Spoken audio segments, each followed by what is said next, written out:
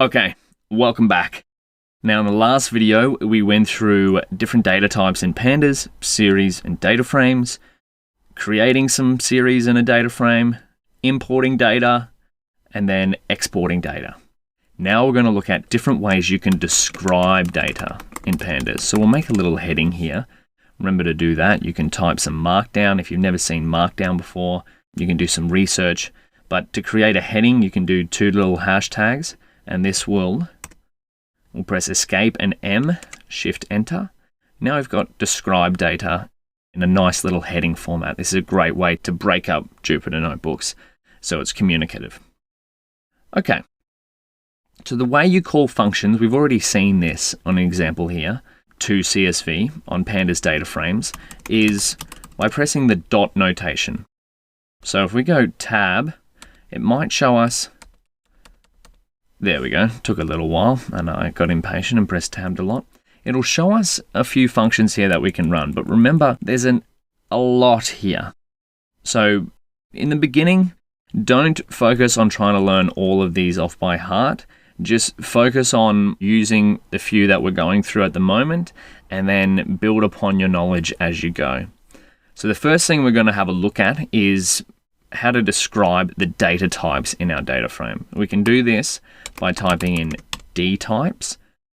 So you'll notice some functions have brackets after and some don't, like this one doesn't have brackets over it. The difference between these two is this is an attribute.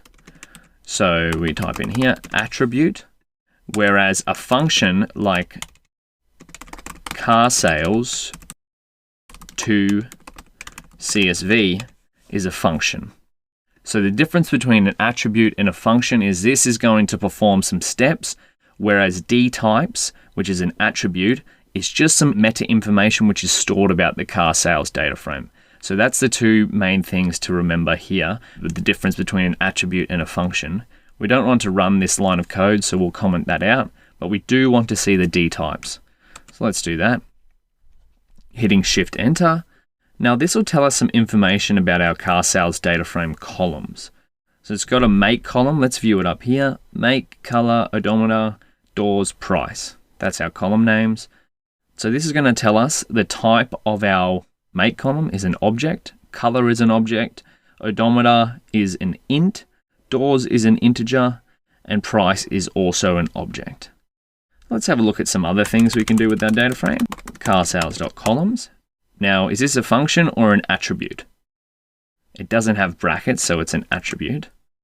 So this is going to tell us our column names. It's going to return it as a list. So you could go car columns equals carsales.columns. Hit Shift Enter. And now you've got your column names stored as a list. So you can perform some operations on this list and then use that later on to manipulate your data frame. But this is just how you access two of the main types of attributes from your data frame.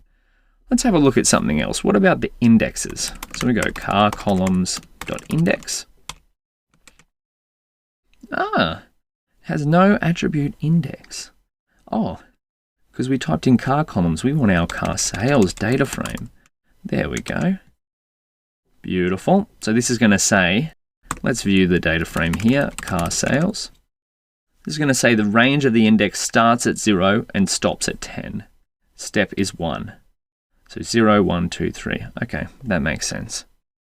Now we've gone through a few different attributes of our data frame. Let's have a look at some of the functions we can call. Remember, the main difference between a function and an attribute is one doesn't have brackets, attributes don't have brackets, and functions are going to perform some kind of operation. So the first one we'll have a look at is describe. Now there we go. What describe does is gives us some statistical information about our numeric columns. You might notice, why isn't price coming up here as a numeric column? So we've got odometer. That means there's 10 columns as count. The mean is 78,601. So the odometer is how many kilometers a car might have done. And then number of doors, the count is 10, meaning there's 10 rows with doors as a column. And the mean is 4, standard deviation is that 0.471405. We've got percentiles here, min and max. but no price. Well, if we come back up here, we can see that the odometer is an integer value and the doors are also an integer value, but the price is an object. Now that's interesting. Maybe when we imported it from our CSV, this cell is formatted differently to these cells. Don't worry, we'll have a look at that in a future video. But something to keep in mind is that describe works on only numeric columns. So let's have a look at something else. Maybe we want info.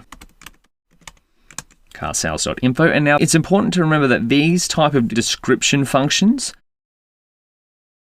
and attributes are some things that you might run through at the very start of exploring a new set of data. So that's what we're doing. We're pretending we've got car sales here, and we want to start running functions like info and describe to just start exploring our data and getting some information about it. So what's this going to give us? Let's have a look. Range index, 10 entries, 0 to 9. Now, info is kind of like index combined with D types. And so remember, Pandas has many different ways to do similar things. So as you go through and work through, learn more about the library, you'll kind of find a pattern that works for you best. I'm just showing you a broad collection of different useful functions you can use throughout any type of data analysis. What this is going to tell us is that the make column has 10 non-null objects, 10 non-null objects for color, same again for the rest of the columns. There's 2 D types for int64. Yep, that makes sense. int64, int64, and 3 for object. Okay, and it's not using very much memory. All right, let's keep going. Car sales, you can call statistical analysis on your data frame. So carsales.mean will give you the average of your numerical columns. Remember, price doesn't show up here because it's an object, not a numerical column. You can even call mean on individual series. So let's make a series called car prices equals pd.series 3000. Let's pretend that this is our car prices, that they're not in object format, they're in integer format. And then we go car prices.mean, car princes. I wish I was a car prince. There we go. So that's going to give us the average of these 3 numbers here. So it's pretty high there, 38,583, because we had this big value. That's a car prince car right there. Next one we can have a look at is sum. So we can go carsales.sum.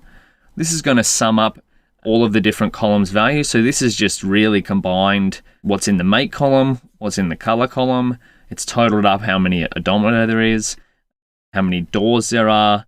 It's not really useful calling it on the whole data frame, so maybe we do it on a single column.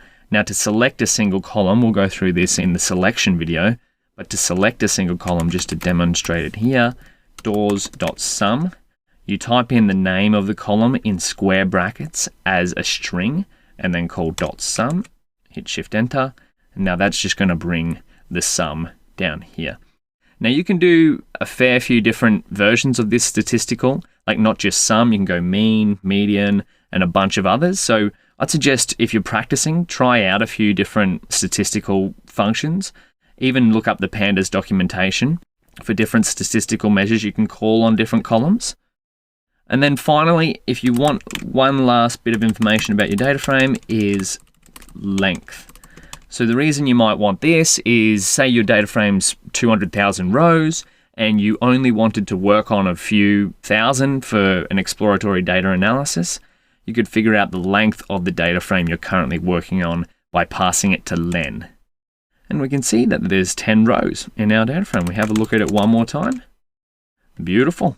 And that's nice and correct. Okay, so that's the end of this describing section. What you could probably do is go through, practice running the code yourself, and then see if there's any other functions here that you want to try out. Maybe create your own series like this, and then see what statistical values you can find out about your series.